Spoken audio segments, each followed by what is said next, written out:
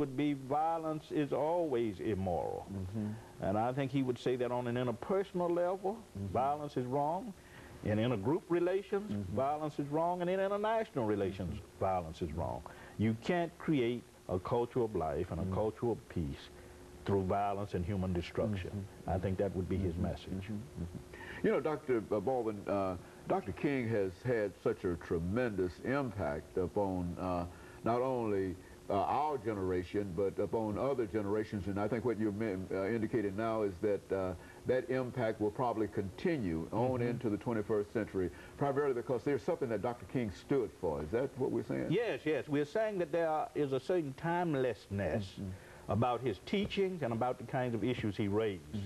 Unfortunately, the extent to which he will continue to live in our culture will depend a lot on what we do in our churches and what we do in our schools. Unfortunately, little attention is given to Dr. King in our schools, and little attention is given to him in our churches. We wait until the third Monday in January of each year to celebrate him, when I think we should be talking about him throughout the year, because the principles he raised are the issues he dealt with, what we should be about today in terms of making the quality of life better for people generally, not just for the rich, not just for those who have means and who have resources, but especially for what Dr. King called the least of these. And he constantly talked about the least of these. Well, I think you mentioned the celebration of the national holiday.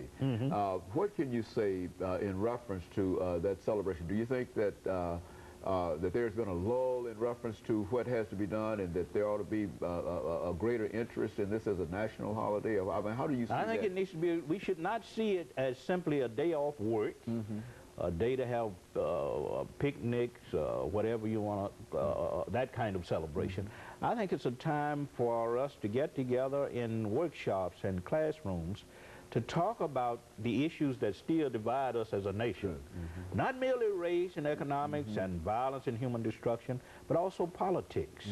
The nation, as you well know, is very divided now, between what some call the red states and others call the blue states, between what some call conservatives and others call liberal. Unfortunately, we're a very divided nation, and Dr. King always said that we can't achieve much that way. We also need to look at these issues, church-state issues. There's a lot of debate about that going on, about the religious right transcending the boundaries that separate church and state. Dr. King spoke to all these issues. The politics that divide us, the economics that divide us, the race and ethnic boundaries that divide us. And I think he's relevant to all of these issues. So I think instead of holding parades and picnics and